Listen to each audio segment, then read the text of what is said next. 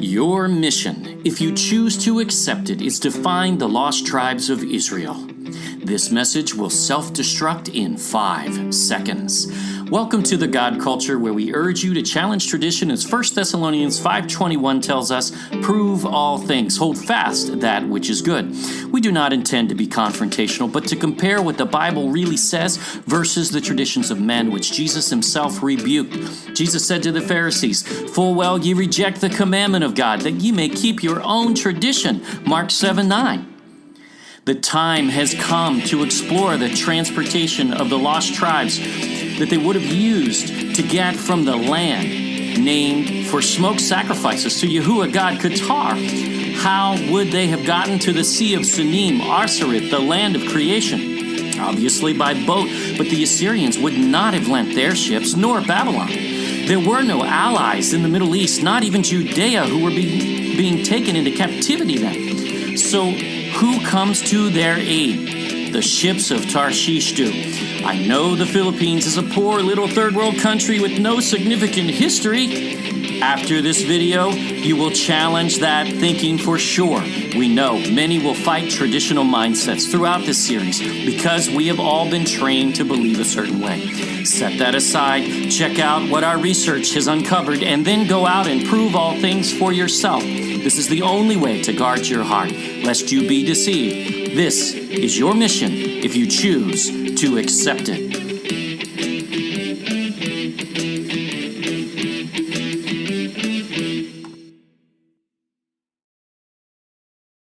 Retracing the course of Philippine history to showcase Manila's long-standing maritime ties with Beijing. That's the message of the 35 people who completed a voyage to China and back aboard 3 balangays. Expedition leader Arturo Valdez said they made a journey to also show how the waters should unite the two countries instead of dividing them. These waters unified us, never divided us.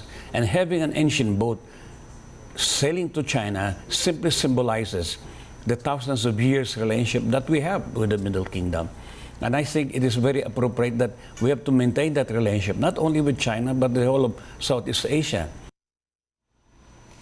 Valdez also said the Philippine government should shift its focus on developing the country's maritime capabilities and further enrich marine resources. The Philippines is an archipelago. We are more water than land. Colonialism made us think as land-based people. Right. Most of our efforts and programs are all land-based. The real wealth of this country lies on our water. Our policymakers should focus on how to develop our maritime, the riches of our maritime domain. That's why we're losing some of those shoals, because we have neglected that. It's only now that suddenly we're stirred into vigilance because people have started to come into our maritime domain.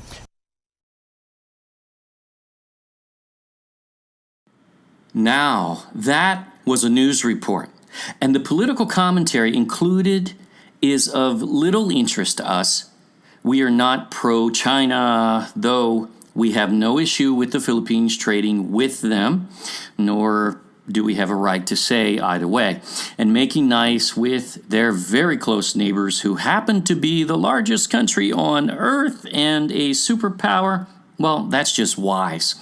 But he makes a good point that the ships of Tarshish should be rebuilt and sail once again. I know he may not even know this is Tarshish, but he will someday, and this quote is perfectly worded. Colonialism, he says, made us think as land-based people. I love that, because we are about to share some history that will blow you away. He is right about losing some of the shoals because of the dominance on the sea has been lost by the Philippines over the years. But wait till you see what it was before the Spanish. We had mentioned this before, but this is merely one type of ship found in the Philippines in the time of Magellan. Pigafetta writes much on this, and we'll cover some, but The Balangay is an ancient ship of the Philippines in which 9 have been found and excavated in Butuan alone. So there you have it. Those of you that have to have archaeological evidence, it's there. They call the largest the Butuan mother boat, in fact, because it is a staggering 82 feet long. Wow.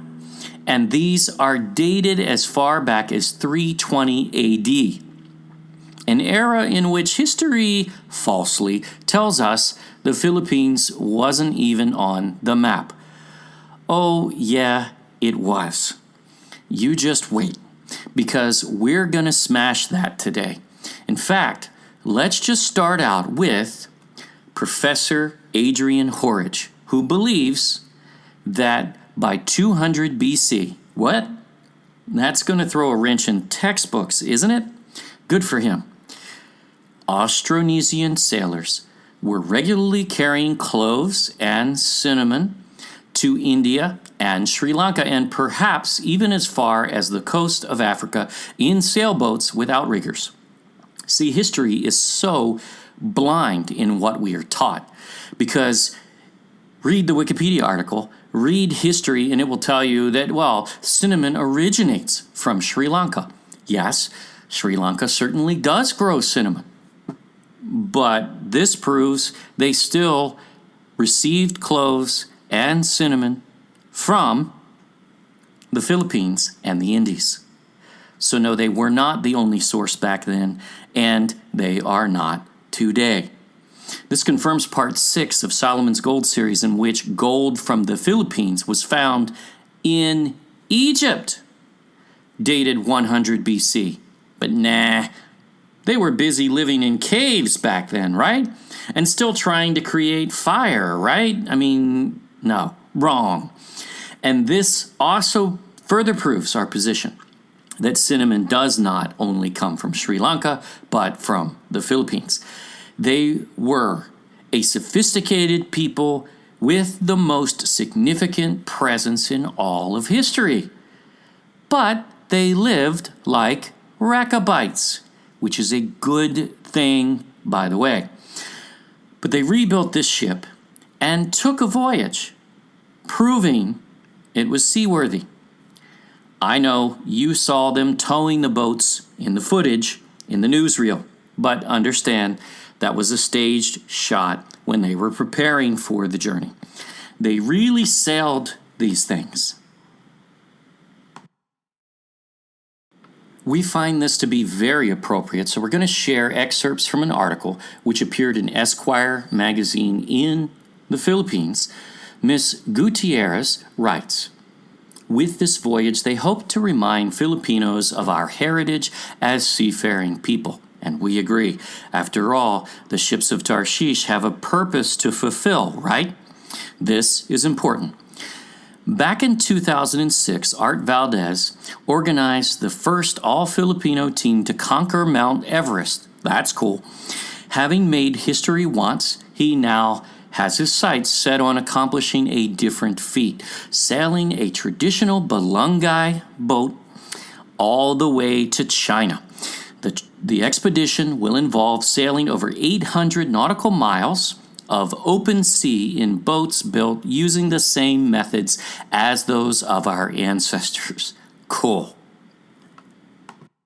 I like this because she identifies their practical challenges, and this was no different in the time that the Lost Tribes would have taken these ships. You must consider these things. This is important. Keep that in the back of your mind.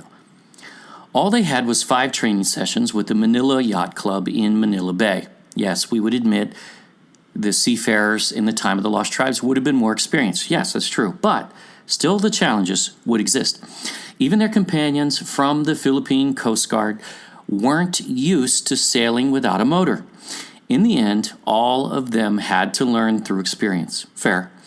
In any case, they had a team of Sama Delaya shipbuilders who could make emergency repairs so long as wood was available. So maintenance is an issue on these ships, and the ones they sailed were small ones. Wait till you see how large the ships in the Philippines got in the time of the Spanish, because this will blow you away. Since they had no refrigerator, they lived off freshly caught fish. We only caught enough for the day. Food was not a problem. We had a lot of sashimi. I bet they did. And again, same with the Lost Tribes, but food would have been an issue. Remember, they'd be catching fish for thousands and many boats. So that is a process that you need to consider. They encountered more than their fair share of danger. We've been put through really rough waters. We've been through 12 LPAs, low pressure areas, and typhoons. Valdez recounts, this is a challenge not even our seafaring ancestors may have faced before the days of climate change. Actually, that has never been proven, because they had typhoons in ancient days as well, and you don't know what season they left in. So the seasons and weather patterns were much more predictable, yeah, but if you were taking a path that was timely to exit a nation, you may not be able to control such factors. So again, can't necessarily apply that logic to the Lost Tribes. The seasons and the weather patterns were much more predictable, allowing them to sail when the seas were calmer. And in essence, that is a true statement. Especially depending on the time of year, this may not have been something they could control, as they needed to leave when they could, which is all the more reason why they very well may have waited for ships to arrive for some time, thus not disproving the timeline that Esdras sets forth. But these are all real issues they would have dealt with. Remember, these are not necessarily the brand new ships like Solomon built on the Red Sea for Hiram, one of the greatest admirals of the sea in his day, to sail. These are regular people coming to rescue lost tribes. Follow any flood footage or disaster footage from a typhoon or a hurricane or the like in which flooding was involved, and you'll see regular people out there in their boats doing their best to save others. That is more so the application in this sense, we believe. But more than storms, Valdez's greatest fear was sailing at night. Again, probably a concern in the days of the Lost Tribes Exodus as well. Because their vessels are made of wood, they can't be detected by modern ships' radar. Well, that wouldn't have been an issue at that time. In complete darkness, a ship could crush a balungai without its crew being any the wiser. And that certainly could have happened back in those days as well. That's why whenever there were any nearby islands, they tried to find a place to drop anchor for the night. If they were on the open sea, they kept on sailing until sunrise. They also had close encounters with terrorists and pirates. I remember it was in Labasan, Zamboanga del Norte, that our boats were almost drawn into a rebel-infested area by a supposed Balungai captain, says team member and photographer Feng Yu. So traveling at night, also possibly an issue back then, and terrorists of sort, all very practical probabilities. It took the adventurers 17 months to trace our ancestors' trade and migration routes from Tawi-Tawi to what is now Malaysia, Brunei, Indonesia, Singapore, Thailand, Cambodia, and the waters of Vietnam. Now, obviously, that is not the same time frame that the mariners of the Day of the Lost Tribes would have had, because they knew where they were going. They sailed these waters. So we're not applying that, but we're just reading the article. They initially intended to go all the way to China on that first voyage, but ultimately homesickness and the changing monsoon winds brought them home to Manila. Nevertheless, Valdez believes the fact that the team made it back safe and sound with hardly any formal training shows that sailing is in our collective DNA. That we would agree. Through this journey, they've proven the seafaring prowess of the Filipino. Yes, they did. After all, to lift a line from Moana, we are descended from voyagers, says Valdez. We've lost touch with our heritage as a seafaring people, and Valdez says that began with the colonization of the Spaniards. Indeed. He reminds us that it was Jose Rizal himself who discovered our rich maritime history when he annotated Antonio de Morga's Suceso de las Islas Filipinas. He went to London and did research, talking about Rizal. And what did he find there? When the colonials came in here, they saw that the seas were gleaming with craft of different shapes and sizes. And that is true. We'll show you. It was Pigafetta who wrote about it, Valdez says, and he saw that one ship had 100 rowers on one side. What? Yes, he did say that and more. Can you imagine 100 rowers on one side? And then he goes on to say that's a minimum of a 50-meter long boat. We had shipbuilding before the coming of the colonials. Oh, yes, you did. And not minor shipbuilding, as a boat 50 meters long, well, that's 160 feet. Do you realize how big that is? Let's show you. Today we call that a mega yacht. Look at the size of that thing. Oh, but I know what some are thinking. Yeah, but it would have been a rickety thing back then, right? Wait till you see. Because the descriptions are actually very clear that these were well-constructed ships. I like this guy. Then they saw that the people moved with confident regal bearing and dressed elegantly in silk. Doesn't sound like natives in loincloths, does it? Because we were trading with China. And we had music, we had drama, we had our industry, and we exuded confidence as a people. Valdez continues, and he's right. Rizal was trying to rebut the Spanish writer of his time when he said the Indios, the Filipinos, are no better than animals whose brains are atrophied. What a ridiculous, racist statement, and completely ignorant and stupid, frankly, because that isn't at all. But see, they had to justify themselves. They had to justify coming into a land and taking it. And the only way you do that, it's the same way, I mean, some people say, survival of the fittest and communism is one of the most dangerous ideologies. Yes, it is, but it doesn't originate in communism. Because colonialism is this very same thing. The slave trade had the very same thing. You have to look at a people and you have to classify them just like the Americans did the Indians. You have to classify them as lesser beings. Today we hear lesser evolved beings. Even Elon Musk will tell you, the Tesla cars and many other things that he's into.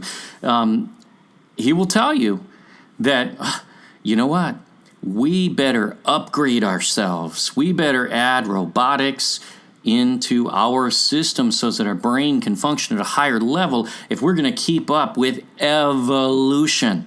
Only that's not evolution, because the Bible talks about that kind of stuff from before the flood, and we are returning to those days. And when you do those things, you are ineligible for heaven, because you become something else. Many would qualify that a Nephilim hybrid, in fact. So, not something to play with. How did it turn out to be that he now walks with stooped shoulders? Again, going back to this racial epithet from the Spanish writer. In a way, What I'm doing is to hark back to the confidence of our forefathers, and rightfully so. And I'm not even a sailor. Well, good for him. What more do you want? We're trying to prove that we're a seafaring nation with people who climbed mountains, then started to ride a boat and sailed. Yes. Last January, the three Balangays transported a group of students from Ateneo de Manila and National University of Singapore to Lubang, Mindoro as part of a study tour. The students loved it so much, they refused to leave the boat whenever it docked for the night, even though Valdez had found resorts where they could pitch their tents. Instead, they slept on the roofs of those boats. Wow. Imagine many of them don't even know why. They are so attached to that boat, but we do. These are the ships that carried some of their ancestors or the ancestors of their land to safety, the lost tribes. And they will bring about the return as the ships of Tarshish will bring their sons and daughters from afar in the last days. Even after the end of the study tour, the students continued to visit the Balangay Voyage Group. They kept coming here to the dock and bringing food for us, which we enjoyed. I think it's a new experience for them, Valdez says. I think the fact that we're doing this is who we are, and these are the means of transport that unified everybody else. Wow. As of this writing, Valdez is busy overseeing the maintenance and repair of the boats in Zamboanga in preparation for the coming expedition. The journey to and from China will take about a month, and it's imperative that they return to the Philippines within 45 days or risk being blown off course by monsoon winds. Again, timing is of the essence with these ships and was back then. There you have a real-life reenactment, but they may not have been in control of the timing so much, which also may have been why they waited for the ships to arrive. You don't get that with history very often, by the way. A reenactment where you can prove it out. This has been tested and proven, and look, we have some math. So, some quick math, and then we'll share some mind-blowing information about what most certainly was a sophisticated society long before the Spanish and long before the Muslims. Yes, long before. Just generally speaking, without knowing the maintenance, the storms, the timing of when the ships arrive, the challenges at night, the food, any of those things, okay, we don't know. But on land, we figured about 84 days just to get to Qatar, the place of smoke sacrifice. Add 12 Sabbaths in there, which they most certainly would have kept during that time especially, which means no traveling on the Sabbath. And it's at least 96 days on land total is what we're saying. But again, likely far more, as they would have likely waited for the ships to arrive. But for how long? Not long. In the bottom right, using the math from the real-life sailing of the Balangay, and we're using that one, assuming full loads at slower speeds, obviously, we figured about 300 days at sea sailing without any obstacles or issues, and they would have added another 50 days to that in Sabbaths that they would have kept along the way. Remember, these are covenant Hebrews. They are going to keep the Sabbath. Have to, especially on this journey of restoration to a degree. So, we get 350 days at sea. Now, does that match Solomon's journey? No. Should it? No. These aren't brand new ships, number one. Number two, these are not Hiram, king of Tyre, and a whole navy that's been trained just for such journeys, nor are they necessarily supplied to the degree that they have the kinds of foods that will keep, that they can store, so that they don't have the option of having to catch fish and nothing else. And that very well may have been the case on this journey. You don't know.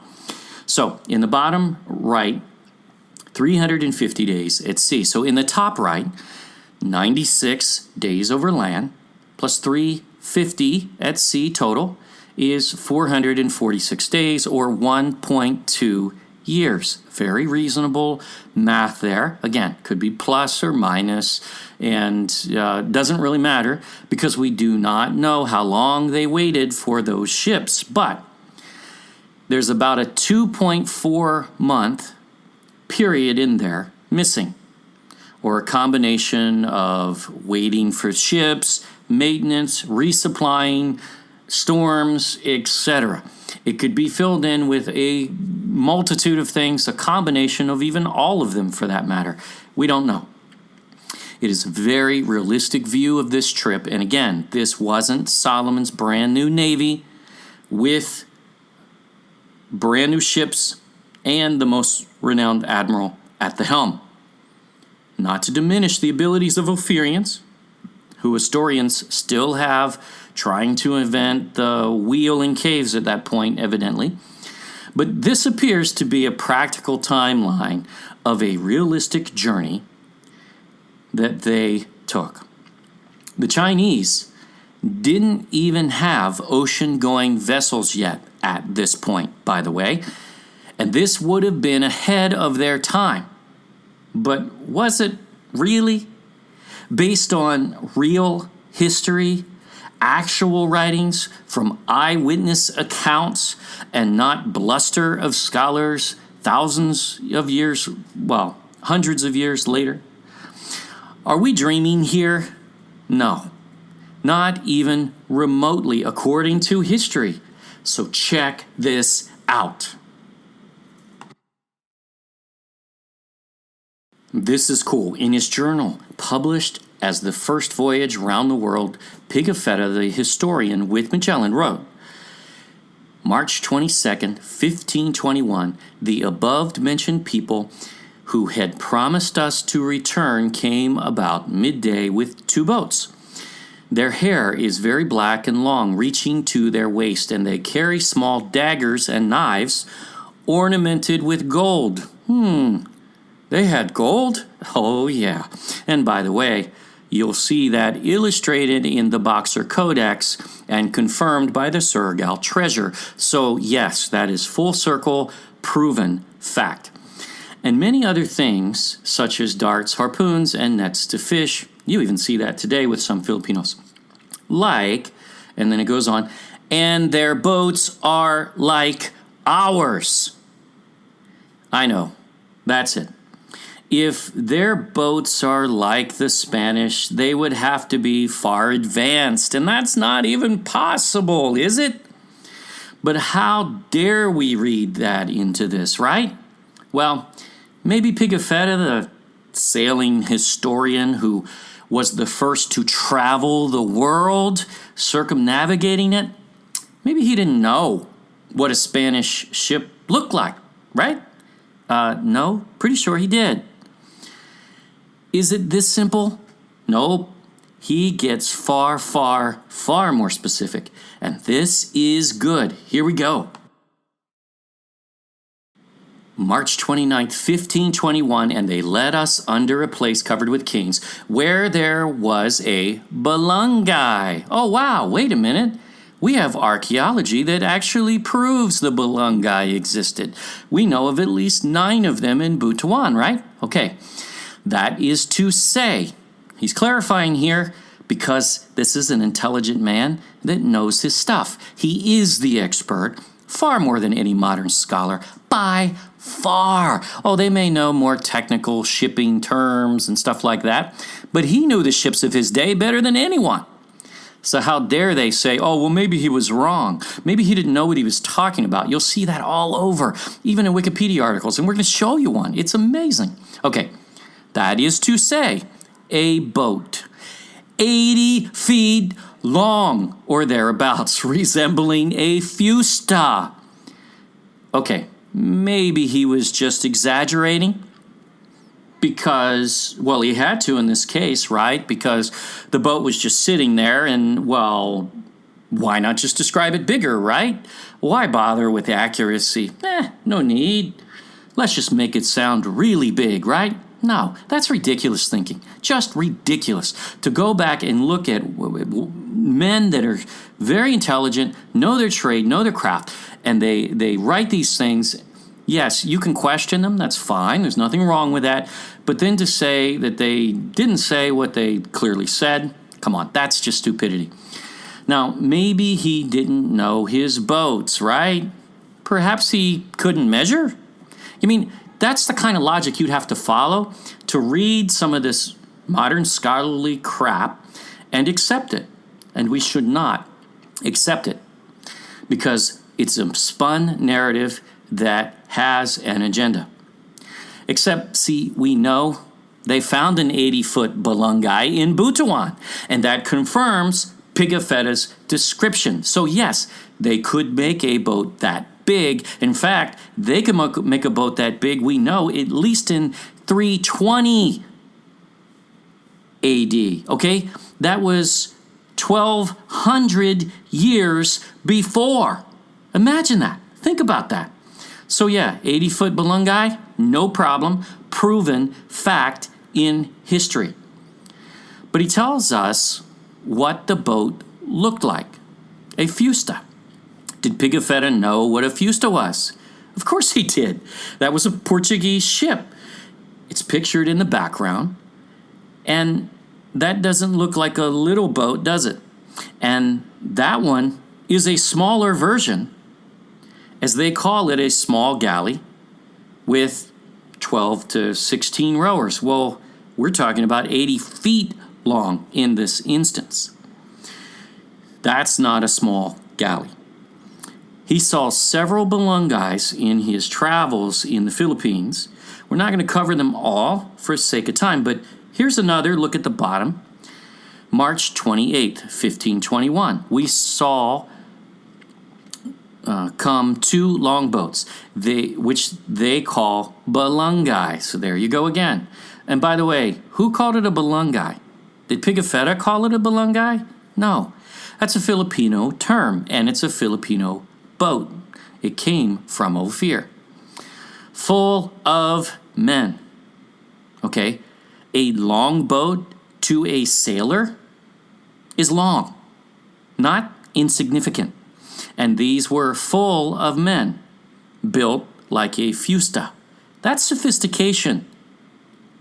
We know how that knowledge got there from Solomon, or perhaps even Tarshish himself previously, as he was the mariner brother of Javan's family, according to Genesis 10. The history is overwhelming. The Filipinos knew how to build ships long before. And many times over, Pigafetta mentions the prahu boat. We could show pages and pages just of his prahu references alone, as he ran into them all over the archipelago. This was a mariner people, just as Valdez said in the previous article. These were not just unsophisticated natives who shriveled in caves, just barely surviving. No, that's not what this people was. That's ridiculous, and that's not what the Spanish wrote initially. Now, there are later accounts where the Jesuit narrative took over, and they start to paint things in a more downgraded way. That's indisputable. You can see it about 50 years later and on. But the initial accounts are clear. So what is a prahu? Let's see what Wikipedia offers. The written history of the Micronesian prow began when it was recorded after encounter by European explorers in the Micronesian islands. The earliest written accounts were by Antonio Pigafetta. Well, if you ignore the Chinese, of course, but we'll get there. An Italian who was a passenger on Ferdinand Magellan's 1519-1522 circumnavigation. Pigafetta's account of the stop at approximately 146 east, 12 north, the Mariana Islands, named the Landrones by Magellan's men, describes the prow's outrigger layout and ability to switch bow fore stern, and also notes the prow's speed and maneuverability, noting, and although the ships were under full sail, they passed between them, and the small boats fastened astern were very adroitly in those small boats of theirs. So smaller than the Balungai, but the rest of this reference actually is not even factual. Pigafetta likened the prow to the Venetian fusilier. Really? Is that what he says? No, he did not use that word, but we'll show you. A narrow variety of gondola. No, wrong. This was an apt comparison due to both the long, thin shape and asymmetric nature of single-oar gondolas. If he used the word fusilier, perhaps, but that's not the word he used.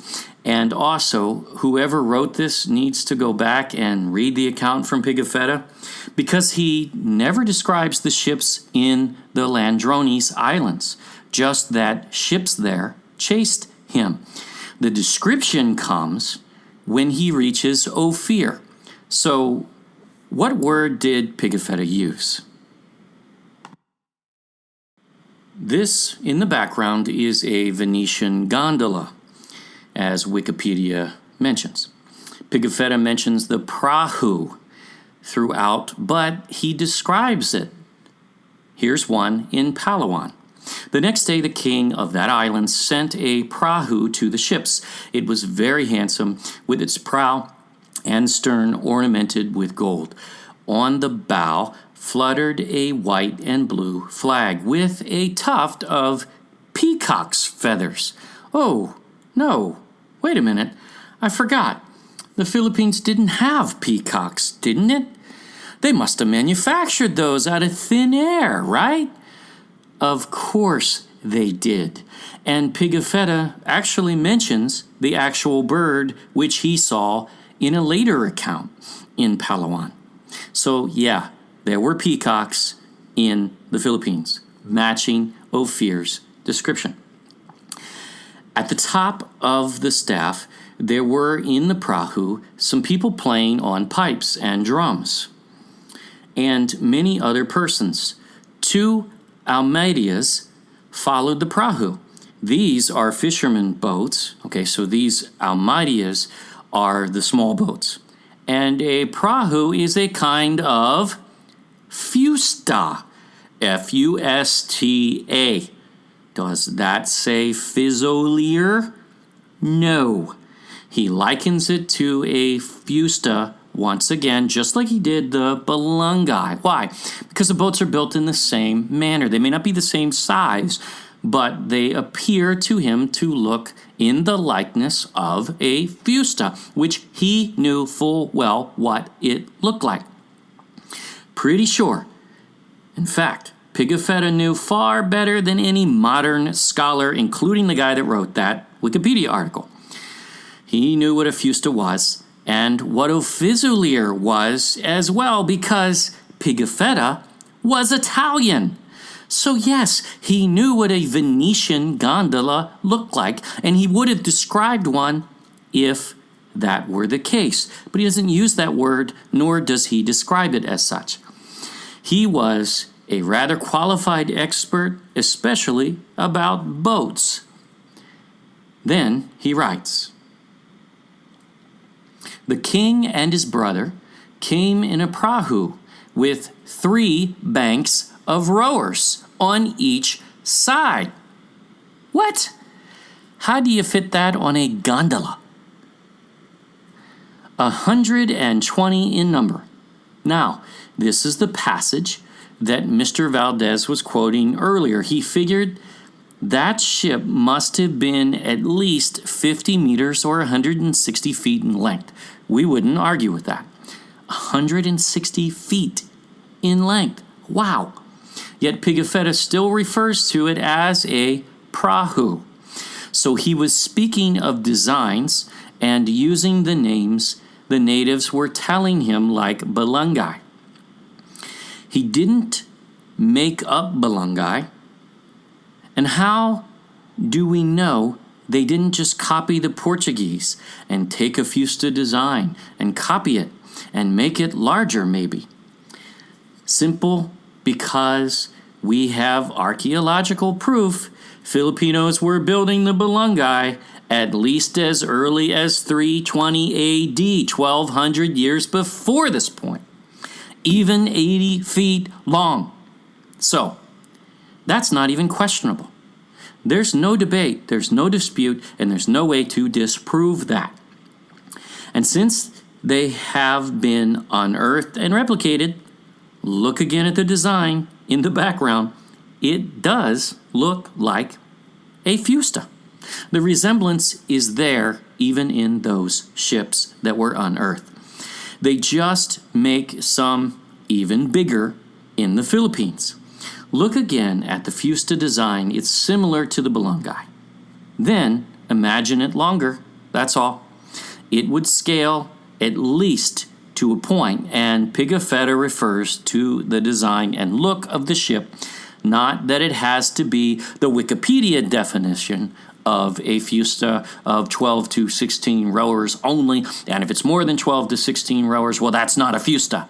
That's ridiculous. And that's the kind of things that scholars box things into, discounting actual fact and actual history on many occasions, and it's nonsense.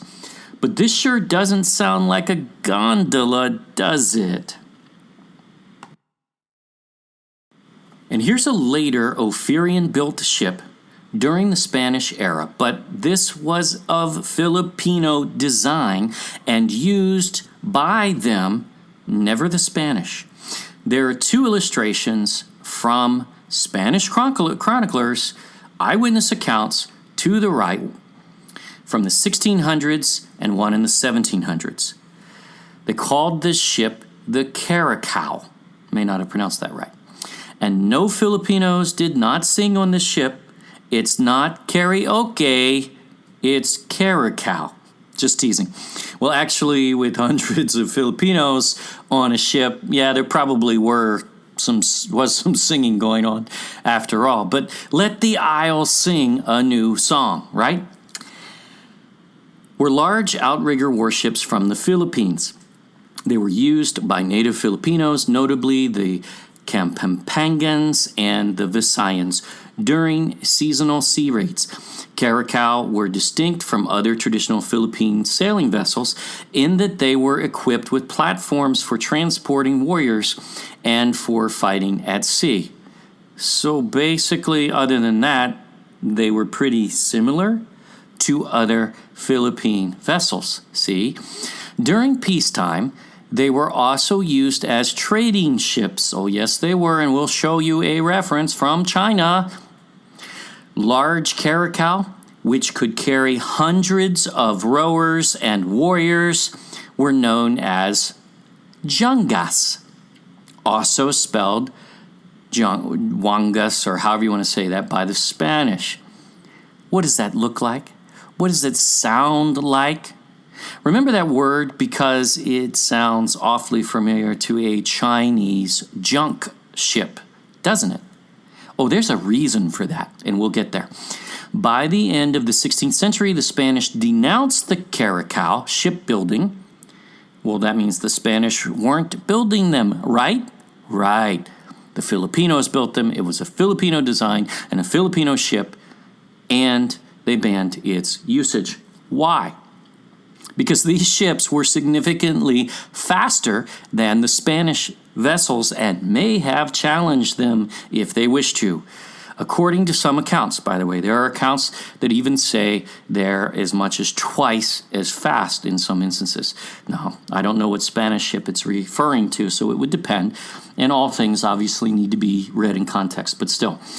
It later led to a total ban of the ship and the traditions assigned to it. Caracoa can reach up to 25 meters in length. That's 82 feet. That sounds familiar, doesn't it? Very large Caracoa can seat up to 100 rowers on each side and dozens of warriors on the Burulan, extensions to the sides, or maybe that's the top. But either way, vessels of this size were usually royal flagships and were inaccurately referred to by the Spanish as jungas or jungas. Sorry with the nerdy voice there, but that's what that is, because that is stupidity. I guess this guy knows better than Pigafetta? I don't think so. When he describes a junk in the Philippines, oh yeah, he knew exactly what he was saying. He was not mistaken because he knew his boats. The Portuguese were already in the Indies at that time, and we're going to show you that's the origin of that word, not Chinese. Enter the Lekoi, or the Lucos, or however it was pronounced. Better identified, and we'll prove this further later, as Ilocos or Ilocanos from Luzon. Again, we'll get there. Towards the northwest is the island of Luzon, which is at 2 days' distance, a large island to which come to trade every year 6 or 8 junks of the people called Lekoi. So I guess Pigafetta, the historian who first circumnavigated the world, a sailing expert, is mistaken about his ships of all things. These junks must be a figment of his imagination. He was just calling them something else because he didn't know what he was talking about. He was too uneducated to know what a junk was. That's stupid language. Who is he to say what a ship is classified as, and how dare he guess the size, right? Wait till you see his description of these monster ships. This is serious, and no, the Wikipedia scholar is clueless. On Monday, the 29th of July, we saw coming towards us more than 100 prahus. Holy crap! 100 of them in one time, divided into 3 squadrons. Ooh, why squadrons? That is purposeful language, isn't it? Well, because they were attacking as many tungulas, which are their smaller kind of boats. Oh, so those are the smaller boats, not the prahus. Got it? Another boat and another 100 of those. Okay, so that's over 200 boats in this armada so far. At this sight, and fearing treachery, you better believe it, we hurriedly set sail and left behind an anchor in the sea. I bet they did. Our suspicions increased when we observed that behind us were certain junks. Now, he means junks, like what we call Chinese junks today. Yet, they did not originate in China, and we will prove that. But these were obviously larger ships, weren't they? Because he singles them out, which had come the day before. Our first operation was to free ourselves from the junks. Why? I mean, if they're just puny little ships, what's the big deal, right? Well, wait till you see his description of a junk, against which we fired, capturing 4 and killing many people. I thought they were small ships, so why the worry? And, oh, they had many people on them? Yes, because they were large ships. Wow, is this really difficult? No, not at all. Only if one wants to obscure the language. That is the only way you can read these kinds of passages and get anything else out of them, because he is very clear. This guy was smart, and he knew what he was talking about, and a far more qualified expert than anyone writing anything today. 3 or 4 other junks went aground in escaping. In one of these, which we captured, was a son of the king of the Isle of Luzon. This was a counterattack from Ophir. This is after Lapu-Lapu, or Sheba, rose up and killed Magellan, right after he coincidentally installed a cross and then an idol in Cebu. But that can't be related, of course. Doesn't have anything to do with it, because these people were all idol worshippers, of course. No, they weren't. No, they were responding to that, to what they knew was a practice that Rechabites abhorred, just as Yahuwah God did. Because remember, they were the ones who burned down the house of Baal with all of its priests and destroyed all the idols in the land. Don't worry. They're still here, and they will rise again. But not all Filipinos were Rechabites and lost tribes. Remember that. Magellan had burned villages prior to this, taking ships as if he owned the seas and stealing their goods and ransoming their captives as prisoners, including the governor of Palawan even. And now the son of the king of Luzon, among others. That was evil. Period. And really a stupid way to enter a territory so far away from home base. But it's the same tactic as Columbus, really. So, what is a junk? Perhaps Pigafetta actually describes what he means. Let's see. Oh yeah, he does. The junks mentioned several times above are their largest vessels. Stop. Larger than 80 feet? Not necessarily. We believe he is referring to overall size, but read on. And they are constructed in this manner. See, he does know his ships. The lower part of the ships and the sides to a height of 2 spans above waterline are built of planks, joined together with wooden bolts, and they are well enough put together. So, wooden bolts, good construction, and 2 spans, 2 stories above the waterline. So, impressive. That's what he's saying here. The upper works are made of very large canes for a counterpoise. One of these junks carries as much cargo as our ships. What? How did Wikipedia miss that? How do we get such junk history, not to play on words? The masts are bamboo and the sails of bark of trees. So, we are now talking about a ship basically as large as the Spanish ships, at least in cargo capacity, which is an indication of size as well. In the background is a blow-up of the 1590 Ortelius map illustrating Magellan's ship which circumnavigated the Earth, the Victoria. It was 18 to 20 meters or 59 to 69 feet long. An 85-ton ship with a crew of 42. Note for later, it was built by the Basque people in Spain, from which, we'll show you, the Jesuits originated. Ignatius Loyola was a Basque Jew, and yes, they are one in the same. These were huge, and Luzon Island alone had at least 7 to 8 of them. Not a minor thing.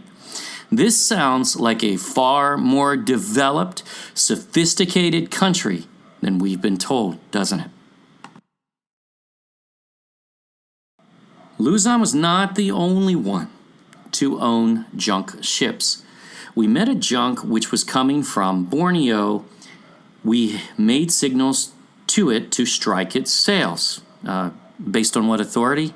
None that they had in foreign waters that were not theirs, but we'll continue. But as it would not obey, well, why should it? It's their waters, and that was not the custom in their waters, which they traveled freely. So it would not obey. We overtook it, captured and pillaged it. Well, that's nice. That's nice little pirate behavior. Good job. It had on board the governor of Palawan with a son and a brother of his. We made them all prisoners. Well, that's neighborly of you. Welcome, neighbor. And put them to ransom. Very nice. What a nice story of brotherly love. These are great Christians. It's wonderful. Oh, let's sing Kumbaya. This was after they had met the governor of Palawan before. But no matter. They put him to ransom anyway. These guys were all pirates, weren't they? So who knows how many junks were in the Philippines at that time, as there were also prominent areas in Cebu and areas like that, where we haven't necessarily seen a description, but that doesn't mean that there weren't any there, and they also could have been at sea at the time. So this is impressive. Note that that's a Chinese junk in the background, because there is no illustration we can find of a Philippine junk for some odd reason, or is there? And yet the connection just isn't made. Maybe there's more to this. Why is this being obscured? Perhaps. The term junk may be used to cover many kinds of boats: ocean-going, cargo-carrying pleasure boats, live aboards. They vary greatly in size, and there are significant regional variations in the type of rig. However, they all employ fully battened sails. The term junk, Portuguese, junco, Dutch, Spanish, was also used by European explorers for large unrelated native Austronesian warships, like the Philippine Caracoa and the Maluku Caracoa. Boy, those two words seem the same, don't they? But all just coincidence. So the Philippine Caracal is what? It's a junk. There you have it. So the Caracal was a junk. So doesn't sound like Pigafetta was dreaming, does it? As there are illustrations of a very similar ship of similar size being drawn that is a junk. Wow. But if the Philippines had junks, who had them first? The Chinese or the Philippines?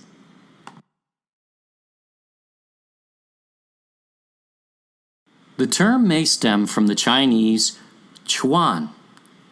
However you pronounce that, it could be pronounced with a J. So, okay, fine, which means boat or ship, also based on and pronounced as Zhan, Chan, however those are pronounced, in the Min-Nan variant of Chinese. We don't know Chinese. So, or Zhao, the old word for a sailing vessel. Okay, all fine.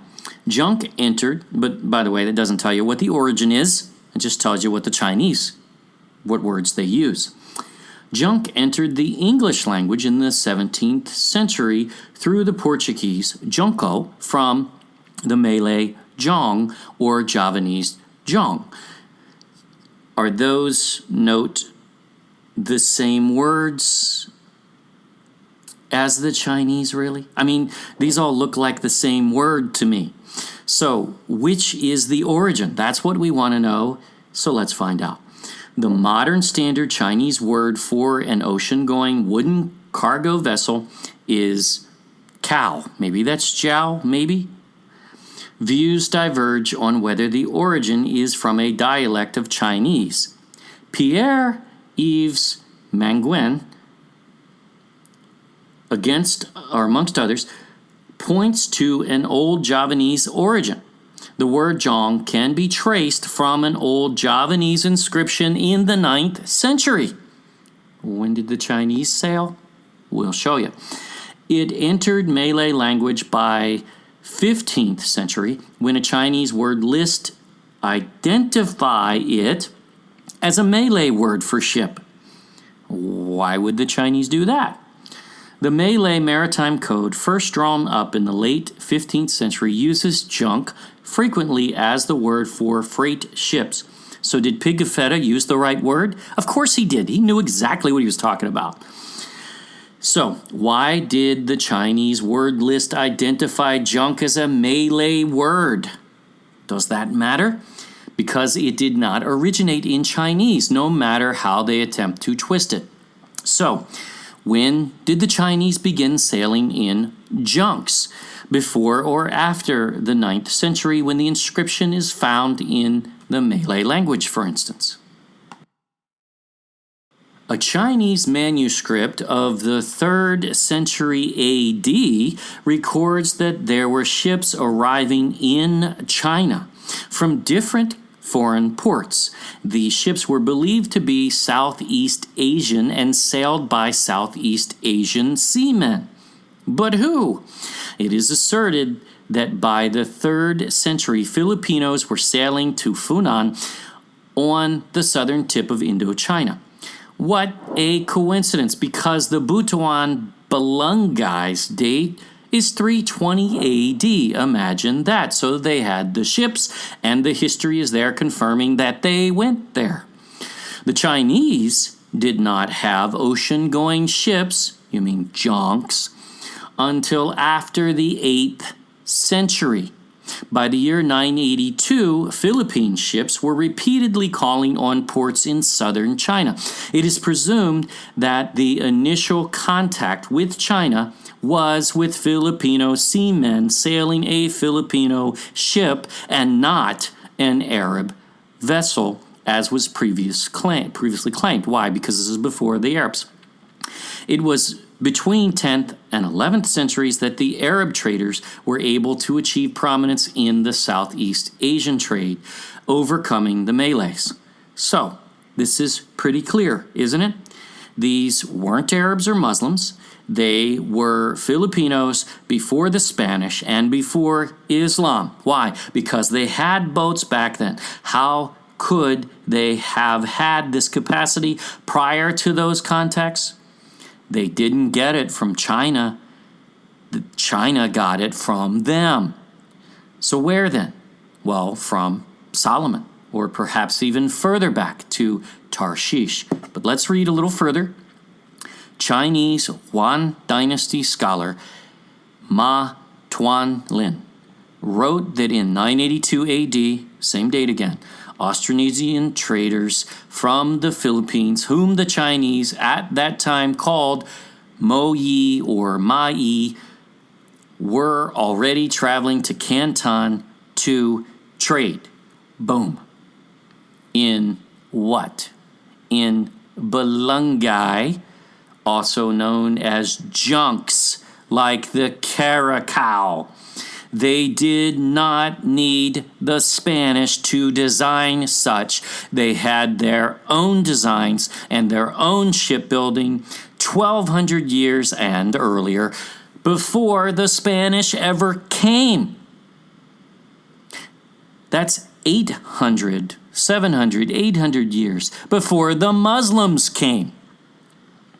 This isn't connected to any of those cultures. They were already sophisticated. How about that? And again, Professor Horridge can trace shipping from the Philippines as far back as 200 AD, going at least to India, Sri Lanka, and Egypt. Okay, so that defines the whole trip back to Israel, back to Persia. So, were they capable in those days? Absolutely. Does that mean it only started in 200 AD? No. No one can ever say lack of our archaeology proves a negative. If we never find an older ship, which it was made out of wood after all, it does not change any of this narrative. We don't require archaeology to prove it. Wood deteriorates, and there's a very high likelihood that a ship that was built in 1000 BC in the days of Solomon would not be found today, would not be preserved today, but would be gone, deteriorated completely. No surprise. Now, a few questions. How did Ophirians know about the lost tribes? Well, they would have known for sure that the lost tribes were taken. Why? Because there were ships going to Tarshish, as evidenced even in the days of Jonah's journey, which was around 800 or so BC. And about 100 years later, the lost tribes were taken into captivity. But from where did Jonah hop on that ship that went to Tarshish? Which, by the way, the passage doesn't say that is an Israelite-built ship, nor by Hiram, king of Tyre. You don't know whether that wasn't a Filipino ship, an Ophirian ship, which came every so often, which Jonah happened to jump on. How about that one? Think about that. But he hopped on the ship at Joppa. And if you look on a map, where is Joppa? It's in the northern kingdom of Israel, meaning that port, after the lost tribes were taken, would probably not have been accessible to the ships of Tarshish any further. Or even if it was, they would have known there'd be a change in leadership. They were no longer dealing with the tribes of the northern kingdom. They would have heard the full story, in fact, and they would have known they were now dealing with Assyrians. So no surprises to them whatsoever. The connection was there. The ties are there, and they're provable. How did they come? Well, the same way they came at the birth of Messiah 600 years later. So again, none of this is unbelievable. None of this is a stretch. This is completely rational and logical. It makes perfect sense. So the Philippines certainly had the ships to make the journey and to hold the capacity to bring the sons and daughters of the lost tribes of the northern kingdom of Israel to Ophir. There is no logical reason this was not the case, and there really are no options otherwise, as the passages eliminate other directions. We already know that is where the lost tribes went from Isaiah, Jeremiah, Esdras, and others, and overwhelming historic references. Ophirians traveled to Qatar and loaded the lost tribes and brought them home to the land of Shem, ancient Havilah, where he grew up before the flood. But this next video is powerful because we are going to show you areas in which they landed. The desert of Kabul. Where is that? And other landings according to history. This will all come together. And there are ways to identify some groups within the Philippines, though we cannot pinpoint exactly who is or is not a Hebrew within those. But they are in the Philippines, and we feel very confident we have proven this. Thank you for watching our Lost Tribes series. Please share this video with others and subscribe to our YouTube channel. Don't forget to click the bell and view our website at thegodculture.com. Always remember to prove all things for yourself. Yahuwah, God bless.